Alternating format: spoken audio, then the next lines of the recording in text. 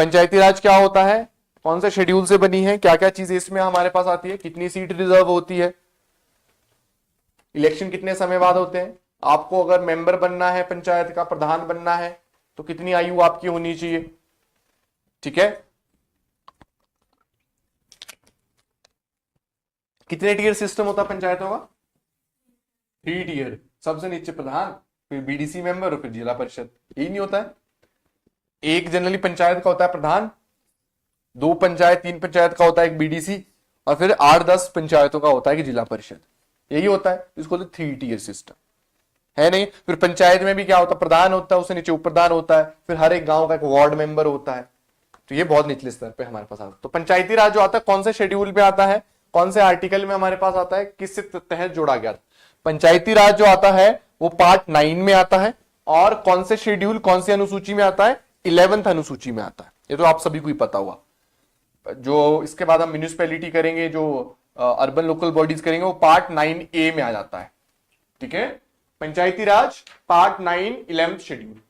Original constitution का ये हिस्सा नहीं था, जोड़ा किसके द्वारा गया है, 73rd कॉन्स्टिट्यूशनल अमेंडमेंट एक्ट 1992। क्या बोलते हैं इसे, पंचायती राज को क्या बोलते हैं, रूरल लोकल सेल्फ गवर्नमेंट। क्या बोलते हैं, रूरल लोकल सेल्फ गवर्नमेंट, जो कि किसको प्रमोट करती है, डेमोक्रेटिक डिसेंट्रलाइजेशन को प्रमोट करती है। डेमोक्रेटिक डिसेंट्रलाइजेशन का मतलब होता है लोकतांत्रिक विकेंद्रीकरण, मतलब जो शक्ति है सीधी लोगों के पास पहुंचा देना। और किसको चरितार्थ करता है पंचायती राज, आर्टिकल 40 को। किसको, आर्टिकल 40 को, जो कि गांधीन डीपीएसपी का हिस्सा है, जो कहता है to organise village panchayat at the village level, और जो शक्तियां हैं वो सीधे लोगों को जो है वो देनी है। तो आर्टिकल 40 को चरितार्थ करता है, रूरल लोकल सेल्फ गवर्नमेंट है, किसको प्रमोट करता है, डेमोक्रेटिक डिसेंट्रलाइजेशन, यानी शक्ति का विकेंद्रीकरण करना, लोगों के पास उसको पहुंचाना। 73rd अमेंडमेंट एक्ट से जोड़ा गया है। पार्ट 9 आता है, अनुसूची 11वीं हमारे पास जो है वो आती है, यानी 11th जो है वो शेड्यूल हमारे पास देखने को मिलता है। ठीक है, अब फंडामेंटल ऑब्जेक्टिव क्या है वो आपको खुद ही पता लग गया कि जो पीपल्स पार्टिसिपेशन है उसको डेवलपमेंट में प्रमोट करना और डेमोक्रेटिक डिसेंट्रलाइजेशन करना, ये इसका है। अब ये सारी क्या है, कमिटीज जुड़ी हुई है किससे, पंचायती राज से। अब ये कमेटी के नाम आपको जरूर पता होने चाहिए। क्यों पता होने चाहिए, इवन आपको ईयर भी पता होने चाहिए। क्रोनोलॉजिकल ऑर्डर में आ सकता है आपको प्री में कि which of the following organisation were there for the Panchayati Raj system, या क्रोनोलॉजिकल ऑर्डर में अरेंज करो, कौन सी पहले आई, फिर उसके बाद आई, फिर उसके बाद आई। इनकी रिकमेंडेशन नहीं वो पूछने वाला है आपसे, पर ये जरूर पूछ सकता है कि क्रोनोलॉजिकल ऑर्डर में बताओ। तो सबसे पहले जो शुरुआत होती है वो होती है बलवंत राय जी मेहता कमेटी से 1957 में, कि भाई पंचायती राज सिस्टम होना चाहिए, और इन्होंने भी बोला कि 3 टीयर सिस्टम का होना चाहिए। और पता है इसके बाद सबसे पहले राजस्थान ने इसको इंप्लीमेंट करना स्टार्ट किया 1958 में। सबसे पहले राजस्थान ने इसको, पर राजस्थान ने जो इंप्लीमेंट किया वो नॉन कॉन्स्टिट्यूशनल बॉडी के तौर पर किया। उसने बोला कि चलो बलवंत राय जी मेहता ने दी है रिकमेंडेशन, तो करके देखते हैं इंप्लीमेंटेशन। सबसे पहले राजस्थान ने जो है इस चीज की शुरुआत कर दी। फिर 1977 में एक अशोक मेहता कमेटी आती है, जो कि जिसने 2 टीयर सिस्टम जो है वो बताया। उसने बोला 3 टीयर नहीं 2 टीयर सिस्टम ही है। फिर आती है 1985 में जीवीके राव कमेटी। कौन सी कमेटी, जीवीके राव कमेटी, जिसने बोला कि 2 टीयर सिस्टम ही जो है वो आप बना दो। दंतवाला कमेटी आती है 78 में, मतलब 85 से पहले ही हमारे पास आती है, पर इसकी बहुत ज्यादा जो है वो वर्णन आपको जो है वो कहीं पे भी नहीं मिलता, बुक में भी देखने को नहीं मिलता है, क्योंकि इसने सिर्फ जो है ब्लॉक लेवल प्लानिंग के बारे में बात करी, कोई टीयर सिस्टम और पंचायती राज के बारे में बात नहीं करी, तो इसको आप लीव भी कर सकते हैं। हनुमंत राव कमेटी, इसने भी क्या किया, डिस्ट्रिक्ट लेवल प्लानिंग पे बात करी, कोई बहुत ज्यादा 3 टीयर परमानेंट सिस्टम पे बात नहीं करी, इसको भी आप जो है वो अपनी नजरों से इरेज कर सकते हैं। लेकिन इंपॉर्टेंट जो आती है फिर आती है LM सिंघवी कमेटी, जिसने पंचायती राज को रिवाइटलाइज करने की बात करा। बोला कि पंचायती राज सिस्टम को आप क्या दो, कॉन्स्टिट्यूशनल स्टेटस दे दो, ताकि जो है ये सिस्टम जो है वो बड़ा बेहतरीन तरीके से जो है एक साथ लागू हो सके। फिर आती है 88 में थंगन कमेटी, इसने भी बोला कि 3 टीयर पंचायती राज सिस्टम बना दो भाई। और लास्ट में गडकिल कमेटी, जिसके बाद तो बना ही दी गई, जिसके बाद बना ही गई। तो आपको जो पता होना चाहिए वो Balwant Rai G Mehta committee, Ashok Mehta committee, GVK Rao committee, LM Singhvi committee, Thungon committee और गडकिल कमेटी, इनका आपको जो है वो पता होना चाहिए। ठीक है, क्लियर है। इनको आप थोड़ा सा कोड वर्ड से भी याद रख सकते हैं, मतलब BAG, तो बैग वाली पहले आई थी, B से बलवंत राय जी, A से अशोक मेहता कमेटी और G से जीवीके राव कमेटी, तो ये 3 पहले आई थी मतलब। ठीक है, वैसे ही आप जो है उस वाले को भी एलटीजी कनेक्शन आता है नहीं, आपके फोन पे आता है वोल्ट एलटीजी लिख के कुछ एलटीजी, तो वैसे आप याद रख सकते हैं इसको कि बैग में जो है वो फोन है जिसमें एलटीजी कनेक्शन चल रहा है। ठीक है, तो एल से एलएम सिंघवी, टी से थंगन कमेटी और जी से गडकिल कमेटी, बस ऐसे याद है कि बैग में फोन रखा है जिसमें एलटीजी कनेक्शन चल रहा है। कौन सा? एलटीजी। तो बैग मतलब बी से बलवंत, ए से अशोक, जी से जीवीके राव, एल से एलएम सिंघवी, टी से थंगन, जी से गडकिल। तो बस 6 कमेटियां थी, 6 की 6 आपको याद है। क्रोनोलॉजिकल ऑर्डर में आ जाए तो आप पता लगा लेगा। अब आपको ईयर याद रखने की जरूरत नहीं है क्योंकि एक ईयर में 2 आई नहीं है और क्रोनोलॉजी यही है, तो जैसे भी क्वेश्चन आया आप निकाल लेंगे। समझ गए नहीं समझे? तो ये थोड़ा सा आपको पता होना चाहिए। वैसे भी 57, 70, 85 इतने ज्यादा आप 86, 88, 88 से लास्ट वाली ये है कि 88, 88 में आइए 86, 85, 70, 57 थोड़ा बहुत आप आइडिया रखें क्योंकि अगर ऐसा होगा ना कि डेट ही डाल दी डायरेक्ट उसने मैच द फॉलोइंग में, फिर थोड़ा सा फंस सकते हैं। पर याद रखना कि भाई 57, 70, 85, 86, 88, 88 साथ साथ आइए फिर। ठीक है, तो ये बहुत ज्यादा याद रखने की जरूरत नहीं, बस इतना सा पता होना चाहिए ताकि प्री में अगर कुछ भी ऊपर नीचे वो थोड़ा सा मैच करने को बोल दे तो we should be in a position कि हाँ जी हम उसको आंसर कर पाएंगे। ठीक है, क्लियर है? नहीं भी याद रखने, ऊपर वाले नहीं याद रख सकते तो ये जो 4 वाली 85, 86, 88, 88 ये आप याद रख लेंगे। ठीक है, बैग एलटीजी तो याद हो गया, ये याद रख लेंगे। 2 ही बचती है। मैच द फॉलोइंग में क्या होती है, 2 भी करेक्ट मैच हो गया तो आंसर निकल जाता है उसमें। कोई बहुत ज्यादा 4 ऑप्शन नहीं आने चाहिए, 1-2 भी आ जाते तो 2 ऑप्शन वो आपको एलिमिनेट करके अपने आप ही दे देता है। ठीक है, अब देखेंगे कि इसमें आता क्या क्या चीजें। 73rd अमेंडमेंट एक्ट में हमारे पास जो है वो चीजें आती क्या क्या। पार्ट मैंने आपको बता दिया है, 9वां पार्ट है। ठीक है, और आर्टिकल कौन से आते हैं? 243 से लेकर 243O आर्टिकल इंपॉर्टेंट है स्पेशली पंचायत के, क्योंकि म्यूनिसिपैलिटी बहुत ज्यादा नहीं आता है पेपर में, पंचायती राज जरूर आता है क्योंकि म्यूनिसिपल बॉडी जो है अर्बन एरिया एक्चुअली हिमाचल में है ही बड़े कम, तो बहुत ज्यादा इवन यूपीएससी में भी आ देंगे तो म्यूनिसिपैलिटी पे क्वेश्चन नहीं आता है। सवाल जो आता है वो पंचायती राज पे आते हैं। पंचायती राज के आर्टिकल आपको पता होना चाहिए कि 243 से लेकर 243O। कितने फंक्शनल आइटम्स दिए हैं इनको? 29। फंक्शनल आइटम का मतलब है कितने एरिया दिए हैं काम करने के लिए। कितने दिए हैं? 29 एरिया जो है वो काम करने के लिए दिए हैं। और ये जो 29 एरिया दिए गए हैं ये 243G के तहत दिए। नहीं भी आर्टिकल याद है रहेगा, ऊपर वाला याद होना चाहिए कि पंचायती राज आते किसमें। 243 से 243O और कितने आइटम्स काम करने के लिए दिए हैं? 29 जो है वो दिए हैं। सबसे इंपॉर्टेंट जो इसकी ऑर्गेनाइजेशन आती है वो आती है ग्राम सभा। आप लोग गए कभी ग्राम सभा में? हाँ,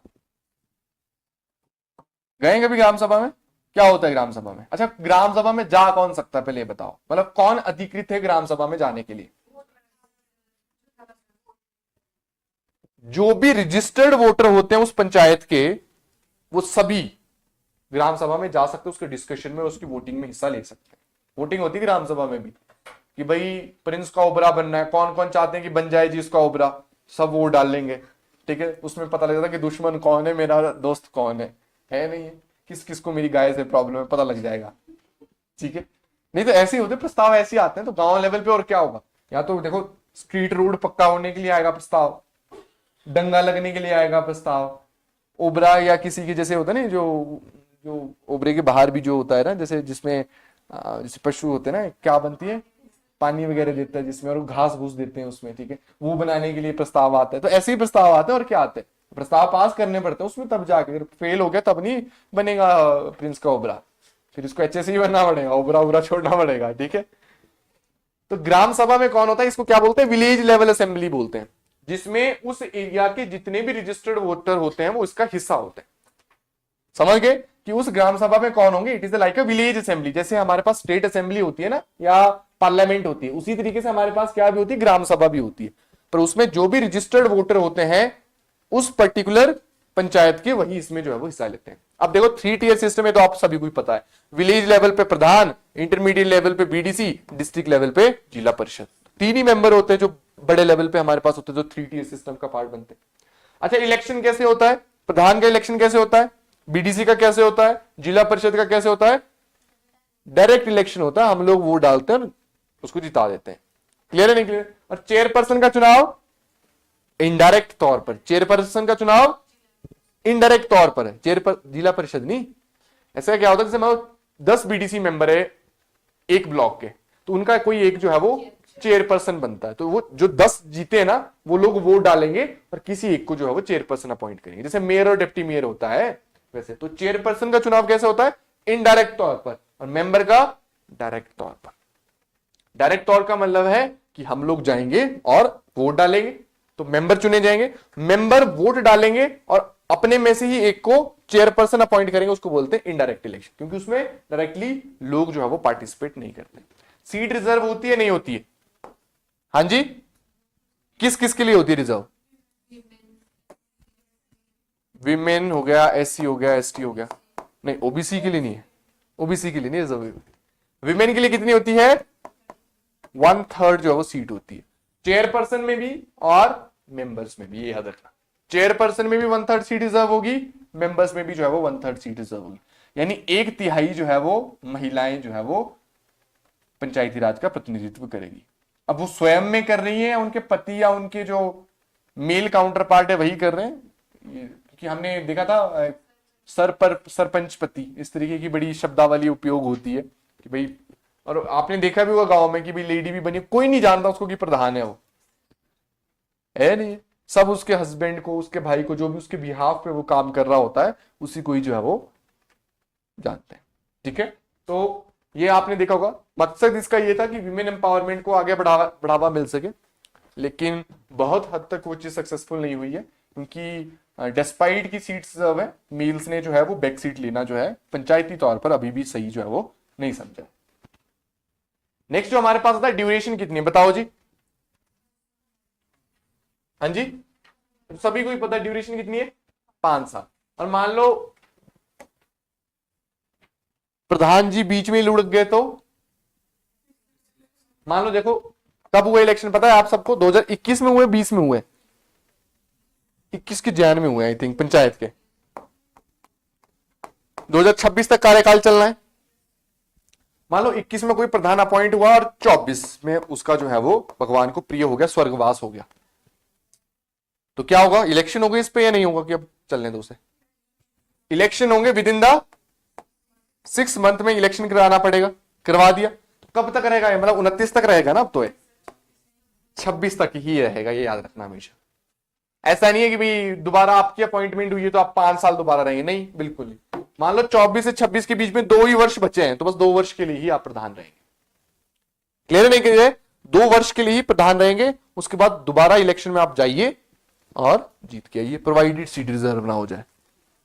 समझ गए नहीं समझे? या मतलब किसी को चलता जाए। ठीक है, लिखा है जैसे एक्सपायरी ऑफ ड्यूरेशन अगर ये 5 ईयर का होता है, ठीक है, अगर डिसोल्यूशन हो जाती है, कहीं पे कुछ हो जाता है, तो 6 महीने के भीतर भीतर जो है वो क्या करवाना पड़ेगा? चुनाव जो है वो करवाना पड़ेगा। और लिखा भी है चुनाव होने के बाद सिर्फ और सिर्फ रिमाइंडर पीरियड के लिए वो चलेगा, यानी अगर 2 साल का कार्यकाल बचा है तो बस 2 साल के लिए ही चलेगा, उससे ज्यादा नहीं चलेगा। डिस्क्वालिफिकेशन, कोई भी इंसान कैसे लड़ सकता है चुनाव? जब उसकी उम्र 21 वर्ष होगी, 25 वर्ष नहीं है या 30 वर्ष नहीं है पंचायत का आपको प्रधान बनने के लिए। आपकी न्यूनतम आयु जो है वो 21 वर्ष होनी चाहिए। कितनी आयु होनी चाहिए न्यूनतम? 21 वर्ष अगर आपकी न्यूनतम आयु है तो आप लोग जो है वो पंचायत लेवल पे चुनाव जो है वो लड़ सकते हैं, जीत सकते हैं। और चुनाव जो करवाया जाता है वो किसके द्वारा करवाया जाता है? राज्य निर्वाचन आयोग यानी स्टेट इलेक्शन कमीशन के द्वारा करवाया जाता है, ये याद रखना। पंचायतों के चुनाव सेंट्रल इलेक्शन कमीशन नहीं करवाता है, पंचायतों के चुनाव जो है वो स्टेट इलेक्शन कमीशन जो है वो करवाता है, जिसके मेंबर जो है वो गवर्नर के द्वारा अपॉइंट होते हैं, जिसके मेंबर जो है वो गवर्नर के द्वारा